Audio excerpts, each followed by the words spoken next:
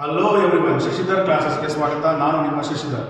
So ಇವತ್ತಿನ ಕ್ಲಾಸಸ್ಸಲ್ಲಿ ನಾವೇನು discuss ಮಾಡೋಣ ಅಂದರೆ ಫಸ್ಟ್ನೇ ಚಾಪ್ಟರ್ನ ಎರಡನೇ ಟಾಪಿಕ್ ನಾವಿವತ್ತೇನು ಮಾಡೋಣ, ಡಿಸ್ಕಸ್ ಮಾಡೋಣ.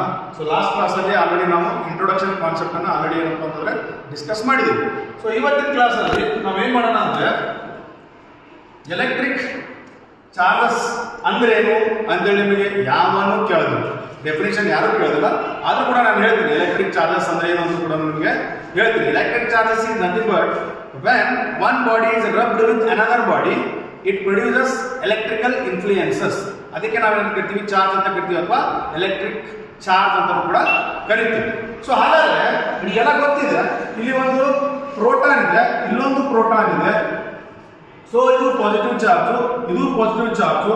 ಸೊ ಇವೆರಡು ಹತ್ರ ತಂದು ನಾವು ಕೈ ಬಿಟ್ಟಾಗ ಏನಾಗುತ್ತೆ, ಇದು ಈ ಕಡೆ ಮೂವ್ ಆಗುತ್ತೆ, ಇದು ಕೂಡ ಈ ಕಡೆ ಮೂವ್ ಆಗುತ್ತೆ. ಅದೇ ರೀತಿಯಾಗಿ ಇಲ್ಲೊಂದು ಎಲೆಕ್ಟ್ರಾನ್ ಇದೆ, ಇಲ್ಲೊಂದು ಎಲೆಕ್ಟ್ರಾನ್ ಇದೆ. ಸೊ ಇದು ನೆಗೆಟಿವ್ ಚಾರ್ಜು, ಇದು ಕೂಡ ನೆಗೆಟಿವ್ ಚಾರ್ಜು. ಸೊ ಇದನ್ನ ನಾವು ಹತ್ರ ತಗೊಂಡಾಗ ಇದು ಕೂಡ ಈ ಕಡೆ ಮೂವ್ ಆಗುತ್ತೆ, ಇದು ಕೂಡ ಈ ಕಡೆ ಮೂವ್ ಆಗುತ್ತೆ. ಸೊ ಅದೇ ರೀತಿ ಇಲ್ಲೊಂದು ಪ್ರೋಟಾನ್ ಇದೆ, ಇಲ್ಲೊಂದು ಎಲೆಕ್ಟ್ರಾನ್ ಇದೆ. ಪ್ರೋಟಾನ್ ಪಾಸಿಟಿವ್ ಚಾರ್ಜ್ ಇದೆ, ಎಲೆಕ್ಟ್ರಾನ್ ನೆಗೆಟಿವ್ ಚಾರ್ಜ್ ಇದೆ. ಇವೆರಡು ಹತ್ರ ತಗೊಂಡಾಗ ಒಂದಕ್ಕೊಂದು ಅಟ್ರಾಕ್ಟ್ ಆಗುತ್ತೆ. ಸೊ ಇದರಿಂದ ನಮ್ಗೆ ಏನ್ ಗೊತ್ತಾಗುತ್ತೆ ಅಂದ್ರೆ, ಸೊ ಸೇಮ್ ಚಾರ್ಜಸ್ ಏನಾಗುತ್ತೆ, ರಿಪೆಲ್ ಆಗುತ್ತೆ. ಇಲ್ಲಿ ಕೂಡ ಸೇಮ್ ಚಾರ್ಜ್ ಇದೆ, ಇಲ್ಲಿ ಕೂಡ ಸೇಮ್ ಚಾರ್ಜ್ ಇದೆ, ಅದಕ್ಕೆ ಇದು ಏನಾಗುತ್ತೆ, ರಿಪೆಲ್ ಆಗುತ್ತೆ. ಇಲ್ಲೂ ಕೂಡ ಸೇಮ್ ಚಾರ್ಜ್ ಇದೆ, ಇಲ್ಲೂ ಕೂಡ ಸೇಮ್ ಚಾರ್ಜ್ ಇದೆ, ಅದಕ್ಕೆ ಇದು ರಿಪೆಲ್ ಆಗುತ್ತೆ. ಬಟ್ ಇಲ್ಲೇನಿದೆ, ಇಲ್ಲಿ ಅಪೋಸಿಟ್ ಚಾರ್ಜಸ್ ಇದೆ. ಇಲ್ಲಿ ಒಂದು ಪ್ಲಸ್ ಇದೆ, ಒಂದು ಮೈನಸ್ ಇದೆ. ಸೊ ಅದಕ್ಕಾಗಿ ಇಲ್ಲೇನಾಗುತ್ತೆ ಅಂದ್ರೆ ಎರಡು ಅಟ್ರಾಕ್ಟ್ ಆಗ್ತವೆ. So from this we can conclude that same charges repel each other and opposite charges attract each other. So ಇಲ್ಲಿ ನಮಗೆ ಫಸ್ಟ್ ಆ ಒಂದು ಅಮೆರಿಕನ್ ಸೈಂಟಿಸ್ಟ್, ಆ ಸೈಂಟಿಸ್ಟ್ ಹೆಸರು ಏನಂದ್ರೆ ಬೆಂಜಮಿನ್ ಫ್ರಾಂಕ್ಲಿನ್ ಅಂತೇಳಿ. ಆ ಬೆಂಜಮಿನ್ ಫ್ರಾಂಕ್ಲಿನ್ ಅವ್ರು ಏನ್ ಮಾಡಿದ್ರಪ್ಪ ಅಂತಂದ್ರೆ ಫಸ್ಟ್ ಪಾಸಿಟಿವ್ ಚಾರ್ಜ್ ಮತ್ತು ನೆಗೆಟಿವ್ ಚಾರ್ಜ್ ಅಂತೇಳಿ ಹೆಸರು ಕೊಟ್ಟವ್ರು ಯಾರಪ್ಪ ಅಂತಂದ್ರೆ ಆ ಬೆಂಜಮಿನ್ ಫ್ರಾಂಕ್ಲಿನ್ ಅವರು. ಸೊ ಇಲ್ಲ ನೋಡಿದಾಗ, ಸೊ ಎಲೆಕ್ಟ್ರಿಕ್ ಚಾರ್ಜ್ ನಿಮ್ಮ ಟೆಕ್ಸ್ಟ್ ಬುಕ್ ಅಲ್ಲಿ, NCERT ಟೆಕ್ಸ್ಟ್ ಬುಕ್ ಅಲ್ಲಿ ಈ ಎಲೆಕ್ಟ್ರಿಕ್ ಚಾರ್ಜ್ ಕಾನ್ಸೆಪ್ಟ್ ಬಗ್ಗೆ ಒಂದು ಆಕ್ಟಿವಿಟಿಯನ್ನ ಕೊಟ್ಟಿದ್ದಾರೆ. ಸೊ ಆ ಆಕ್ಟಿವಿಟಿಯಲ್ಲಿ ಏನ್ ಮಾಡಿದ್ದಾರೆ ಅಂತಂದ್ರೆ, ಸೊ ನಾವು ನೋಡಿದಾಗ ಆ ಆಕ್ಟಿವಿಟಿಯಲ್ಲಿ ಒಂದು ಸಿಲ್ಕ್ ಕ್ಲಾತ್ ಅನ್ನು ತಗೊಂಡಿದ್ದಾರೆ, ಇನ್ನೊಂದು ಏನ್ ತಗೊಂಡಿದ್ದಾರೆ ಅಂದ್ರೆ ಒಂದು ಗ್ಲಾಸ್ ರಾಡ್ ಅನ್ನು ತಗೊಂಡಿದ್ದಾರೆ. ಒಂದು ಸಿಲ್ಕ್ ಕ್ಲಾತ್, ಇನ್ನೊಂದು glass rod. So for example ಇದೊಂದು ಗ್ಲಾಸ್ ರಾಡ್ ಅಂತ ತಿಳ್ಕೊಳ್ಳಿ, ಇದೊಂದು ಗ್ಲಾಸ್ ರಾಡ್ ಇದೆ. ಇಲ್ಲಿ ಏನಪ್ಪಾ ಅಂತಂದ್ರೆ ಒಂದು ಕ್ಲಾತ್ ಇದೆ ಅಂತ ತಿಳ್ಕೊಳ್ಳಿ, ಒಂದು ಸಿಲ್ಕ್ ಕ್ಲಾತ್. ಇದು ಏನಪ್ಪಾ ಅಂತಂದ್ರೆ ಒಂದು ಸಿಲ್ಕ್ ಕ್ಲಾತ್, ಇದು ಸಿಲ್ಕ್ ಕ್ಲಾತ್. ಇದೇನಪ್ಪಾ ಅಂತಂದ್ರೆ ಇದೊಂದು ಗ್ಲಾಸ್ ರಾಡ್ ಇದೆ ಅಂತ ತಿಳ್ಕೊಳ್ಳಿ. ಓಕೆನಾ? ಸೊ ನಿಮ್ಗೆಲ್ಲ ಗೊತ್ತಿದೆ, ಯಾವುದೇ ಒಂದು ಸಬ್ಸ್ಟೆನ್ಸ್ ಇದೆ, ಯಾವುದೋ ಒಂದು ವಸ್ತು ಇದೆ ಅಪ್ಪ ಅಂತಂದ್ರೆ, ಸೊ ಇದರಲ್ಲಿ ಎಷ್ಟು ಪ್ರೋಟಾನ್ಸ್ ಇರುತ್ತೆ ಅಷ್ಟೇ ಎಲೆಕ್ಟ್ರಾನ್ಸ್ ಇರುತ್ತೆ, ಇದರಲ್ಲಿ ಎಷ್ಟು ಪ್ರೋಟಾನ್ಸ್ ಇರುತ್ತೆ ಅಷ್ಟೇ ಎಲೆಕ್ಟ್ರಾನ್ಸ್ ಇರುತ್ತೆ ಫಸ್ಟ್. ಸೊ ಆಮೇಲೆ ಈ ಆಕ್ಟಿವಿಟಿಯಲ್ಲಿ ಏನ್ ಮಾಡ್ತಾರಪ್ಪ ಅಂತಂದ್ರೆ, ಈ ಗ್ಲಾಸ್ ರಾಡ್ ಅನ್ನ ತಗೊಂಡು ಈ ಒಂದು ಸಿಲ್ಕ್ ಕ್ಲಾತ್ಗೆ ಚೆನ್ನಾಗಿ ಏನ್ ಮಾಡ್ತಾರೆ, ಉಜ್ಜುತ್ತಾರೆ, ಚೆನ್ನಾಗಿ ಉಜ್ಜುತ್ತಾರೆ. ಈ ಗ್ಲಾಸ್ ರಾಡ್ ಅನ್ನು ತಗೊಂಡು ಈ ಸಿಲ್ಕ್ ಕ್ಲಾತ್ ಚೆನ್ನಾಗಿ ಉಜ್ಜುತ್ತಾರೆ. ಸೊ ಉಜ್ಜಿದಾಗ ಏನಾಗುತ್ತೆ ಅಂತಂದ್ರೆ, ಸೊ ಇದರಲ್ಲೂ ಕೂಡ ನಂಬರ್ ಆಫ್ ಪ್ರೋಟಾನ್ಸ್ ಮತ್ತು ಎಲೆಕ್ಟ್ರಾನ್ಸ್ ಸೇಮ್ ಇತ್ತು, ಇದರಲ್ಲೂ ಕೂಡ ಪ್ರೋಟಾನ್ಸ್ ಎಲೆಕ್ಟ್ರಾನ್ಸ್ ಸೇಮ್ ಇತ್ತು. ಯಾವಾಗ ನಾವು ಈ ರೀತಿ ಮಾಡ್ತೀವಲ್ಲ, ಉಜ್ಜುತ್ತೀವಲ್ಲ, ಅವಾಗ ಏನಾಗುತ್ತೆ, ಇದರಲ್ಲಿ ಇರ್ತಕ್ಕಂಥ ಎಲೆಕ್ಟ್ರಾನ್ಸ್ಗಳು ಈ ಕ್ಲಾತ್ಗೆ ಟ್ರಾನ್ಸ್ಫರ್ ಆಗುತ್ತೆ. ಸೊ ಯಾವಾಗ ಇದರಲ್ಲಿರ್ತಕ್ಕಂಥ ಎಲೆಕ್ಟ್ರಾನ್ಸ್ಗಳು ಈ ಕ್ಲಾತ್ಗೆ ಟ್ರಾನ್ಸ್ಫರ್ ಆಗುತ್ತೆ, ಇದರಲ್ಲಿ ಏನಾಗುತ್ತೆ, ನೆಗೆಟಿವ್ ಚಾರ್ಜ್ ಅಥವಾ ಎಲೆಕ್ಟ್ರಾನ್ಸ್ಗಳ ಸಂಖ್ಯೆ ಹೆಚ್ಚಾಗುತ್ತೆ. ಬಟ್ ಇದರಲ್ಲಿ ಯಾವಾಗ ಎಲೆಕ್ಟ್ರಾನ್ಸ್ಗಳನ್ನ ಕಳ್ಕೊಳ್ಳುತ್ತೆ, ಪ್ರೋಟಾನ್ಸ್ಗಳ ಸಂಖ್ಯೆ ಜಾಸ್ತಿ ಆಗುತ್ತೆ. ಪ್ರೋಟಾನ್ಸ್ಗಳ ಸಂಖ್ಯೆ ಇದರಲ್ಲಿ ಜಾಸ್ತಿ ಆಯಿತು, ಎಲೆಕ್ಟ್ರಾನ್ಸ್ಗಳ ಸಂಖ್ಯೆ ಇದರಲ್ಲಿ ಜಾಸ್ತಿ ಆಯಿತು. ಸೊ ಈ ರೀತಿಯಾಗಿ ಏನಾಗುತ್ತಪ್ಪ ಅಂತಂದ್ರೆ ಎಲೆಕ್ಟ್ರಾನ್ಸ್ಗಳು ಟ್ರಾನ್ಸ್ಫರ್ ಆಗುತ್ತೆ.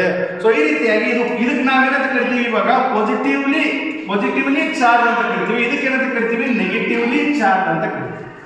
ಸೊ ಯಾಕಂದ್ರೆ ಇದು ಎಲೆಕ್ಟ್ರಾನ್ಸ್ಗಳನ್ನ ಇದಕ್ಕೆ ಟ್ರಾನ್ಸ್ಫರ್ ಮಾಡ್ತೀವಿ. ಇದರಲ್ಲಿ ಎಲೆಕ್ಟ್ರಾನ್ಸ್ಗಳ ಸಂಖ್ಯೆ ಜಾಸ್ತಿ ಆಯಿತು, ಇದರಲ್ಲಿ ಎಲೆಕ್ಟ್ರಾನ್ಸ್ಗಳ ಸಂಖ್ಯೆ ಕಡಿಮೆ ಆಯಿತು, ಪ್ರೋಟಾನ್ಸ್ಗಳ ಸಂಖ್ಯೆ ಜಾಸ್ತಿ ಆಯಿತು. ಪ್ರೋಟಾನ್ ನಿಮಗೆಲ್ಲ ಗೊತ್ತಿದೆ ಪಾಸಿಟಿವ್ಲಿ ಚಾರ್ಜ್, ಎಲೆಕ್ಟ್ರಾನ್ ನಿಮಗೆಲ್ಲ ಗೊತ್ತಿದೆ ನೆಗೆಟಿವ್ಲಿ ಚಾರ್ಜ್. ಹೀಗಾಗಿ so this glass rod is positively charged body and this silk cloth is what negatively charged body ಅಂತ ಕರಿತೀವಿ. ಸೊ ಅದೇ ರೀತಿಯಾಗಿ ಇನ್ನೊಂದು ಆಕ್ಟಿವಿಟಿಯನ್ನು ನಿಮ್ಮ ಟೆಕ್ಸ್ಟ್ ಬುಕ್ ಅಲ್ಲಿ ಕೊಟ್ಟಿದ್ದಾರೆ. ಸೊ ಇವಾಗ ಇಲ್ಲೊಂದು ಏನಪ್ಪಾ ಅಂತಂದ್ರೆ ಒಂದು ವೈರ್ ಇದೆ ಅಂತ ತಿಳ್ಕೊಳ್ಳಿ, ಇದೊಂದು ಪ್ಲಾಸ್ಟಿಕ್ ವೈರ್ ಅಂತ ತಿಳ್ಕೊಳ್ಳಿ. ಇಲ್ಲೇನ್ ಮಾಡ್ತೀವಿ ನಾವು ಎರಡು ಏನಪ್ಪಾ ಅಂತಂದ್ರೆ ಮೆಟಲ್ ಬಾಲ್ಸ್ ಗಳನ್ನ ಕಟ್ಟಿದ್ವಿ ಅಂತ ತಿಳ್ಕೊಳ್ಳಿ. ಸೊ ಇದಕ್ಕೆ ಚಾರ್ಜ್ ನಾನೇನು ತಗೋತೀನಿ, ಪಾಸಿಟಿವ್ ಅಂತ ತಗೋತೀನಿ, ಇದನ್ನು ಕೂಡ ಪಾಸಿಟಿವ್ ಅಂತ ತಗೋತೀನಿ. ಇಲ್ಲೇನ್ ಮಾಡ್ತೀನಿ, ಅದೇ ರೀತಿಯಾಗಿ ಒಂದು ಪ್ಲಾಸ್ಟಿಕ್ ವೈರ್ಗೆ ಎರಡು ಮೆಟಲ್ ಬಾಲ್ಸ್ ಗಳನ್ನ ಕಟ್ತೀನಿ. ಇದು ನೆಗೆಟಿವ್ ಚಾರ್ಜ್, ಇದು ನೆಗೆಟಿವ್ ಚಾರ್ಜ್ ಅಂತ ತಗೋತೀನಿ. ಇನ್ನೊಂದು ತಗೋತೀನಿ. ಸೊ ಇಲ್ಲೇನ್ ಮಾಡ್ತೀನಿ, ಇದೇ ರೀತಿಯಾಗಿ ಸೇಮ್ ಏನ್ ಮಾಡ್ತೀನಿ ಅಂತಂದ್ರೆ ಇಲ್ಲಿ ಒಂದು ಪಾಸಿಟಿವ್ ಚಾರ್ಜ್ ತಗೋತೀನಿ, ಒಂದು ನೆಗೆಟಿವ್ ಚಾರ್ಜ್ ತಗೋತೀನಿ. ನಿಮಗೆಲ್ಲ ಗೊತ್ತಿದೆ, ಇಲ್ಲಿ ಸೇಮ್ ಚಾರ್ಜ್ ಇರೋದ್ರಿಂದ ಸೇಮ್ ಚಾರ್ಜ್ ನಾನೇನ್ ಮಾಡ್ತೀನಿ, ಕೈಗಳಿಗೆ ಮಾಡ್ತೀನಿ ರಬ್ಬರ್ ಗ್ಲೌಸ್ ಗಳನ್ನ ಹಾಕೋತೀನಿ. ರಬ್ಬರ್ ಗ್ಲೌಸ್ ಯಾಕೆ ಹಾಕೋತೀನಿ ಅಂತಂದ್ರೆ ಈ ಚಾರ್ಜ್ ನನ್ನ ಬಾಡಿ ಟ್ರಾನ್ಸ್ಫರ್ ಆಗೋದು. ಸೊ ಈ ರಬ್ಬರ್ ಗ್ಲೌಸ್ ಅನ್ನು ಹಾಕೊಂಡು ಇವೆರಡು ಚಾರ್ಜ್ ಬಾಡೀಸ್ ಅನ್ನ ಹತ್ರ ತಗೊಂಡ್ಬರ್ತೀನಿ. ಅವಾಗ ಏನಾಗುತ್ತೆ, ಕೈ ಬಿಟ್ಟ ತಕ್ಷಣ ಇದು ಈ ಕಡೆ ಮೂವ್ ಆಗುತ್ತೆ, ಇದು ಈ ಕಡೆ ಮೂವ್ ಆಗುತ್ತೆ. ಅದೇ ರೀತಿ ಇದನ್ನು ಎರಡನ್ನ ಹತ್ರ ತಗೊಂಡ್ಬರ್ತೀನಿ. ಸೊ ಕೈ ಬಿಟ್ಟ ತಕ್ಷಣ ಇದು ಕೂಡ ಈ ಕಡೆ ಮೂವ್ ಆಗುತ್ತೆ, ಇದು ಕೂಡ ಈ ಕಡೆ ಮೂವ್ ಆಗುತ್ತೆ. ಸೊ ಬಟ್ ಇವೆರಡನ್ನ ಹತ್ರ ತಗೊಂಡ್ಬಂದಾಗ, ಗ್ಲೌಸ್ ಹತ್ರ ತಗೊಂಡ್ಬಂದಾಗ ಏನಾಗುತ್ತಪ್ಪ ಅಂತಂದ್ರೆ ಇವೆರಡು ಏನಾಗುತ್ತಪ್ಪ ಅಂತಂದ್ರೆ ಅಟ್ರಾಕ್ಟ್ ಆಗುತ್ತೆ. So again I will come to this point.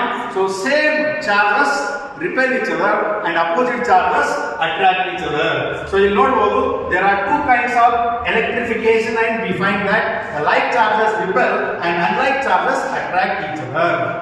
So ಇದಾದ ಬಳಿಕ ನಿಮ್ಮ ಟೆಕ್ಸ್ಟ್ ಬುಕ್ ಅಲ್ಲಿ ಏನ್ ಕೊಟ್ಟಿದಾರಪ್ಪ ಅಂತಂದ್ರೆ ಕಂಡಕ್ಟರ್ಸ್ ಮತ್ತು ಇನ್ಸುಲೇಟರ್ ಕಾನ್ಸೆಪ್ಟ್ ಕೂಡ ಕೊಟ್ಟಿದ್ದಾರೆ. ಕಂಡಕ್ಟರ್ಸ್ ಅಪ್ಪ ಅಂತಂದ್ರೆ ಯಾವ ವಸ್ತು ತನ್ನ ಮುಖಾಂತರ ವಿದ್ಯುತ್ ಅನ್ನ ಹಾದು ಹೋಗಕ್ಕೆ ಬಿಡ್ತಲ್ಲ ಅದಕ್ಕೆ ನಾವೇನಂತ ಕರಿತೀವಿ, ಕಂಡಕ್ಟರ್ಸ್ ಅಂತ ಕರಿತೀವಿ. ಇನ್ಸುಲೇಟರ್ಸ್ ಅಂದ್ರೆ ಯಾವ ವಸ್ತು ತನ್ನ ಮುಖಾಂತರ ವಿದ್ಯುತ್ ಅನ್ನ ಹಾದು ಹೋಗಕ್ಕೆ ಬಿಡೋದಿಲ್ಲ ಅವ್ರು ನಾವೇನಂತ ಕರಿತೀವಿ, ಇನ್ಸುಲೇಟರ್ಸ್ ಅಂತ ಕರಿತೀವಿ.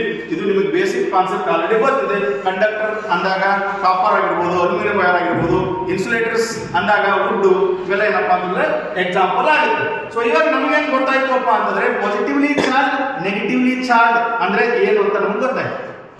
ಯಾವ ರೀತಿ ಟ್ರಾನ್ಸ್ಫರ್ ಆಗುತ್ತೆ ಚಾರ್ಜ್ ಅನ್ನೋದು ಕೂಡ ಗೊತ್ತಾಯ್ತು. when a glass rod is rubbed with silk, glass rod becomes positively charged and silk cloth becomes negatively charged. ಅಥವಾ ಎಲೆಕ್ಟ್ರಿಫೈಡ್ ಬಾಡಿ ಅಂತ ಕೂಡ ನಾವು ಕರಿತೀವಿ.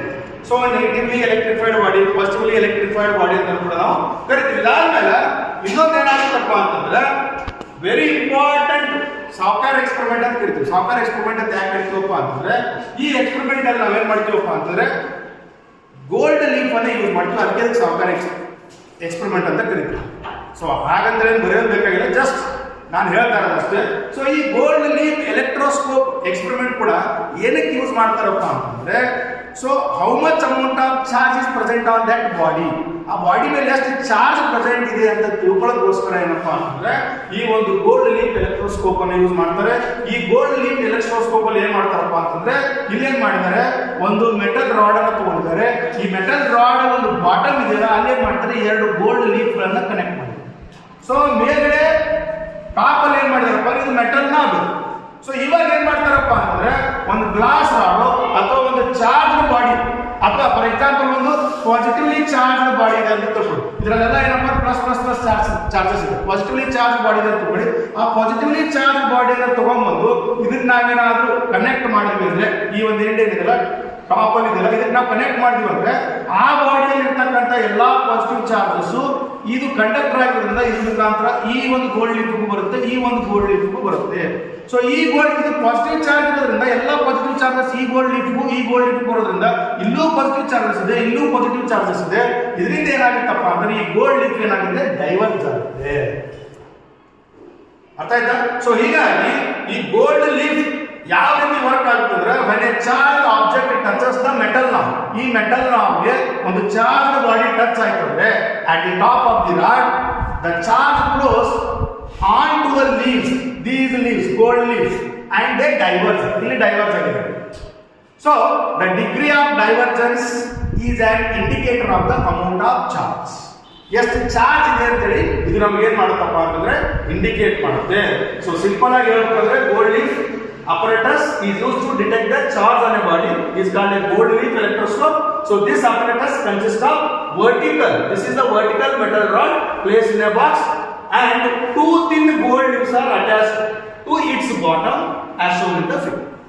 So ಹೀಗಾಗಿ ಇವತ್ತಿನ ಕ್ಲಾಸ್ ಅಲ್ಲಿ ನಾವೇನ್ ಕಲ್ತೀವಿ ಅಂದ್ರೆ ಕಂಡಕ್ಟರ್ ಅಂದ್ರೇನು, ಇನ್ಸುಲೇಟರ್ ಅಂದ್ರೇನು, ಅದೇ ರೀತಿಯಾಗಿ ಏನಪ್ಪಾ ಅಂದ್ರೆ ಸೇಮ್ ಚಾರ್ಜಸ್ ಇದ್ರೆ ಏನಾಗುತ್ತೆ, ಅಪೋಸಿಟ್ ಚಾರ್ಜಸ್ ಇದ್ರೆ ಏನಾಗುತ್ತೆ, ಅದಾದ್ಮೇಲೆ ಚಾರ್ಜಸ್ ಯಾವ ರೀತಿ ಟ್ರಾನ್ಸ್ಫರ್ ಆಗುತ್ತೆ, ಅದಾದ್ಮೇಲೆ ಏನಪ್ಪಾ ಅಂತಂದ್ರೆ ಸಿಲ್ಕ್ ಮತ್ತು ಗ್ಲಾಸ್ ರಾಡ್ ರಬ್ ಮಾಡಿದಾಗ ಯಾವ ರೀತಿ ಎಲೆಕ್ಟ್ರಾನ್ಸ್ ಟ್ರಾನ್ಸ್ಫರ್ ಆಗುತ್ತೆ, ಪಾಸಿಟಿವ್ಲಿ ಚಾರ್ಜ್ ಬಾಡಿ ಅಂದ್ರೇನು, ನೆಗೆಟಿವ್ಲಿ ಚಾರ್ಜ್ ಬಾಡಿ ಅಂದ್ರೇನು, ಪಾಸಿಟಿವ್ ಮತ್ತು ನೆಗೆಟಿವ್ ಚಾರ್ಜ್ ನೇಮ್ ಮಾಡಿದವರು ಯಾರು, ಬೆಂಜಮಿನ್ ಫ್ರಾಂಕ್ಲಿನ್ ಅಂತ ನಮ್ಗೆ ಗೊತ್ತಾಯ್ತು.